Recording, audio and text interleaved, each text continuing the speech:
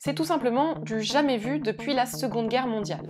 Les naissances en 2020 en France sont au plus bas depuis 1945 et selon l'INSEE, on parle d'une chute de 13% des naissances en janvier 2021 par rapport à l'année précédente. Mais en réalité, cela fait 6 ans que la natalité chute tous les ans en France. Alors cette baisse est-elle vraiment historique? Le Covid-19 en est-il l'unique responsable? Et la natalité chute-t-elle chaque fois que la France traverse une crise?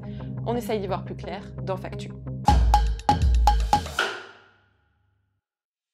On a pu plaisanter à un moment, attention au gros bid-19, et il se trouve que l'effet en réalité a été plutôt inverse. Cet effet gros bid-19 dont ce médecin nous parle, beaucoup y croyaient. Dès le début de l'épidémie, ils s'attendaient à ce que le Covid-19 provoque un baby-boom. Certains avaient annoncé un baby-boom. Confinés, isolés, privés de sorties et de loisirs, les Français en couple s'occuperaient comme ils le peuvent en faisant des bébés. Pourtant, c'est exactement l'inverse qui s'est produit. En 2020, 735 000 bébés sont venus au monde en France, soit à peu près 18 000 de moins que l'année précédente en 2019. Il s'agit du plus faible nombre annuel de naissances en France depuis la Seconde Guerre mondiale, inférieur même au point le plus bas observé en 1994. Les bébés nés en décembre 2020 et en janvier 2021 ont donc été conçus logiquement aux alentours de mars et avril 2020, soit le début du premier confinement. À première vue, il paraît donc logique que le Covid-19 y soit un petit peu pour quelque chose. Puis il y a évidemment l'impact direct lié à la crainte du virus, à la fois le fait que ce virus puisse impacter plus lourdement les femmes enceintes, et on sait que le fait d'être enceinte est un facteur de risque supplémentaire de forme grave, même si les femmes enceintes généralement sont jeunes. Et puis donc il y a l'impact potentiel sur le fœtus qui n'était pas très bien connu, et maintenant on a plutôt des données rassurantes. Mais ça fait partie des éléments qui ont pu contribuer à ce que les couples s'engagent pas tout de suite sur une nouvelle grossesse. Perte d'emploi, hausse du chômage, peur de transmettre le virus, mais aussi isolement social et télétravail. Une étude menée par 3 démographes italiens au début du premier confinement auprès de jeunes Européens confirme que les crises créent un climat d'incertitude qui déprime grandement les projets familiaux. Et ça n'est pas nouveau.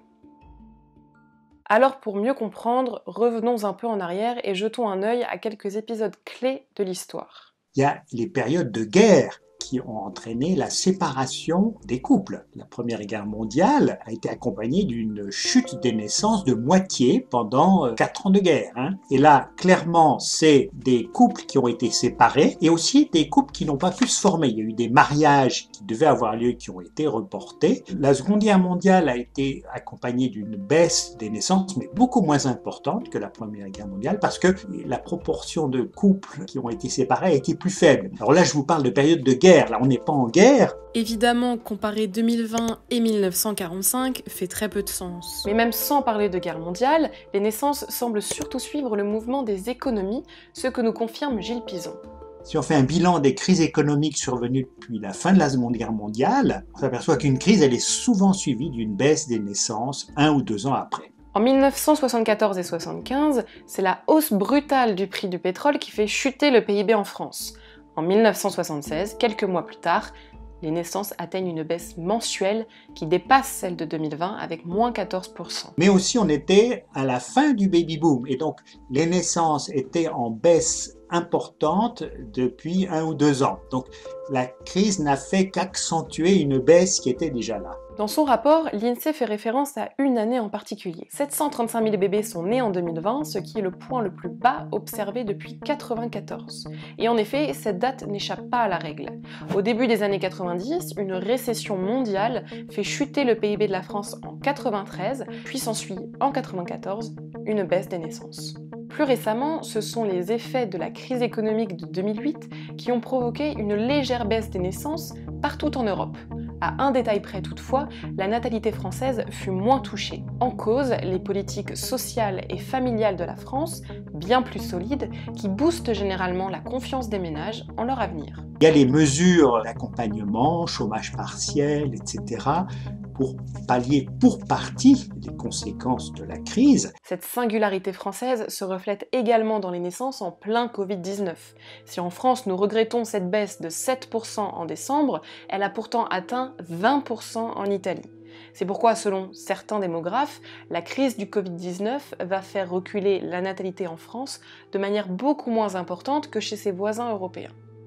Cette baisse en 2020, potentiellement liée au Covid-19, est surtout inédite au sens que les couples ne se forment pas car ils ne se rencontrent pas, tout simplement. La fermeture des restaurants, cafés, cinémas, discothèques et le respect de la distanciation physique. Il faut aussi noter que la fermeture des centres de PMA pendant le confinement a pu avoir de lourdes conséquences. En effet, la procréation médicalement assistée en France représente 3,5% des naissances.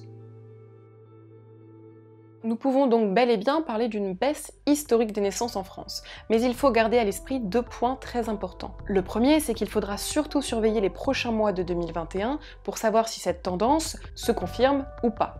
Enfin, ces chiffres s'inscrivent donc dans une baisse continue qui remonte au début des années 2010, alors que l'âge de la première grossesse ne cesse de reculer depuis 50 ans en France. Mais on observe aussi que souvent une crise n'empêche pas les naissances, elle les reporte à plus tard. À voir si, comme pour les crises économiques passées, il y aura récupération des naissances en sortie de crise. Pour notre pays, je pense qu'une natalité élevée, c'est quand même un marqueur et puis un gage de vitalité pour l'avenir.